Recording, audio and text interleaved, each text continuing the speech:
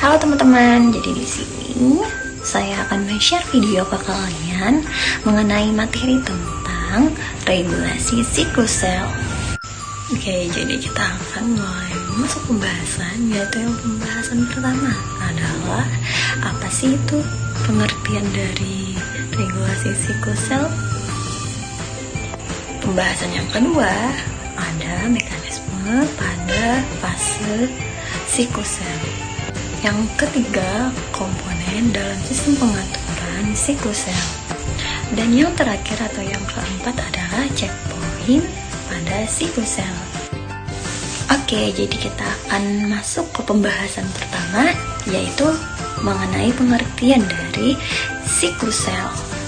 Nah, dalam video ini menunjukkan bahwa suatu proses bayi dalam kandungan yang terus tumbuh dan mengalami perubahan, di mana yang awalnya dia tidak berbentuk manusia yang utuh sampai menjadi manusia yang dikatakan sempurna. Kenapa bisa dikatakan seperti itu? Nah, jadi peristiwa tersebut dapat terjadi karena sel-sel memproduksi sel baru dengan cara membelah dirinya. Nah, proses pembelahan sel induk dan diakhiri dengan sel anak inilah yang dinamakan dengan siklus sel. Atau pada intinya bertujuan untuk perkembangan dan pertumbuhan sel itu sendiri. Lanjut di pembahasan yang kedua, yaitu mekanisme fase pada siklus sel. Nah, jadi pada mekanisme fase ini dia terdapat dua fase. Yang pertama itu ada fase interfase dan yang kedua ada fase mitosis. Apa sih itu fase interfase? Nah, sebelum siklus sel dimulai, ternyata sel tersebut harus tumbuh dulu untuk menyalin DNA sehingga dapat membelah dirinya menjadi dua.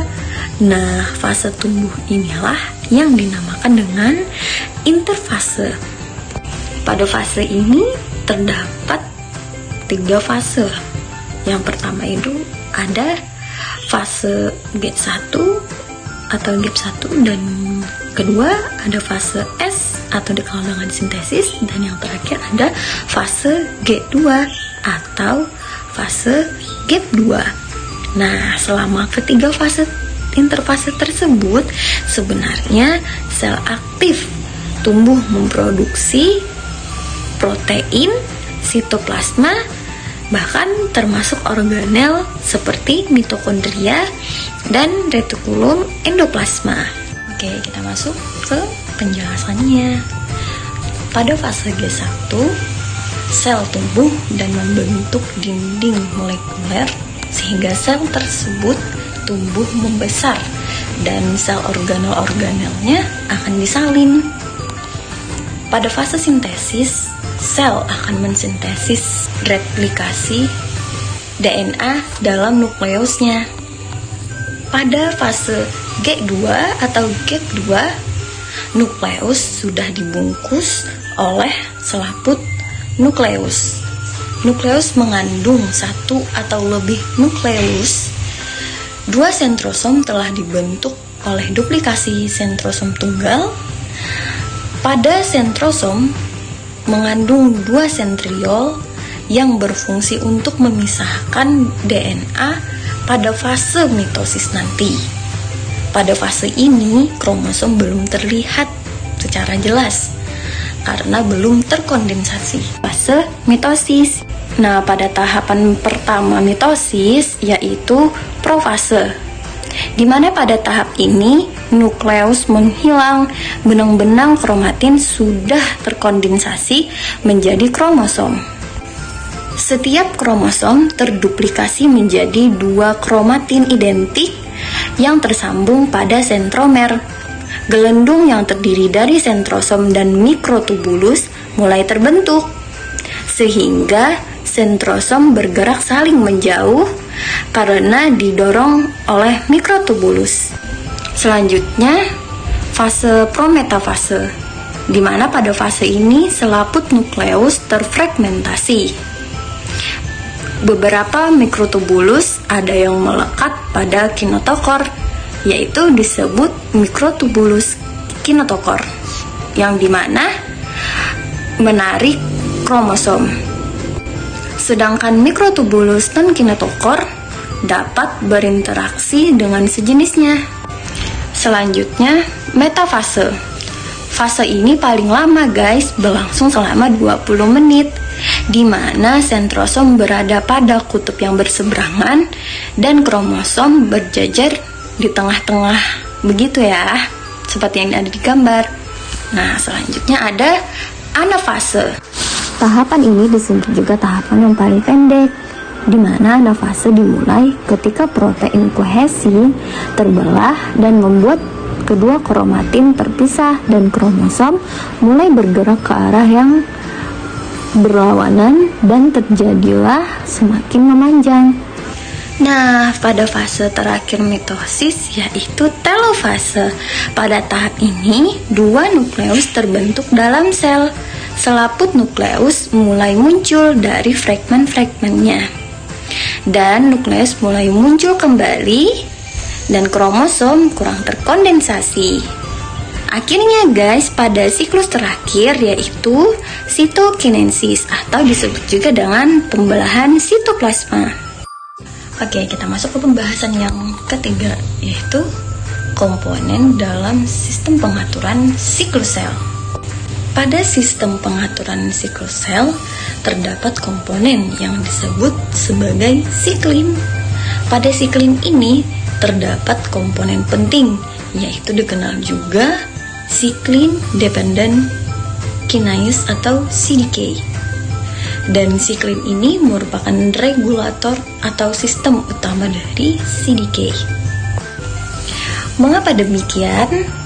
Jadi, siklin ekspresinya berfluktuasi atau naik turun secara periodik selama siklus sel itu berlangsung, yang disebabkan karena siklin mengalami sintesis dan degradasi secara periodik.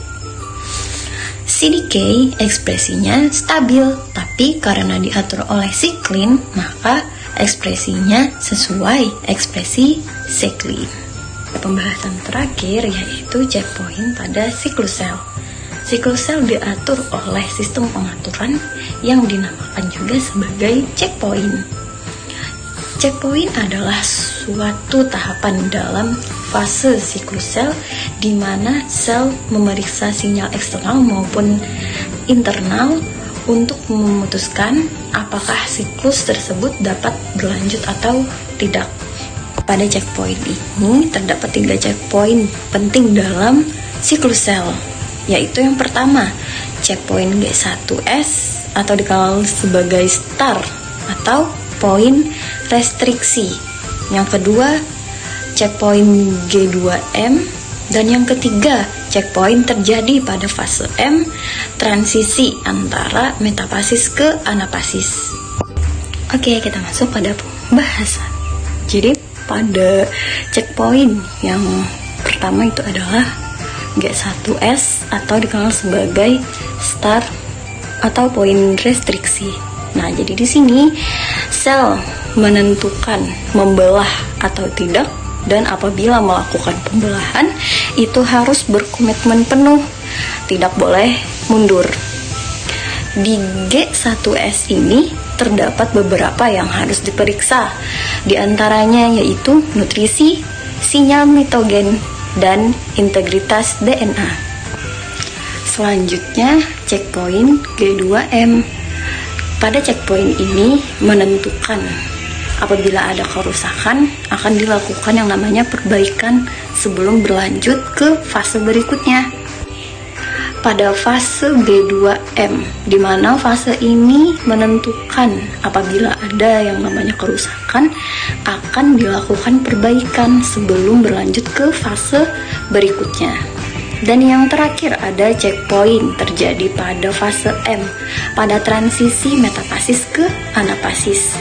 Gunanya itu untuk mencek apakah kromatin itu sudah terhubung ke spondermitosis dengan benar atau tidaknya. Nah, selesai juga pada materi regulasi siklus sel ini, teman-teman. Terima kasih.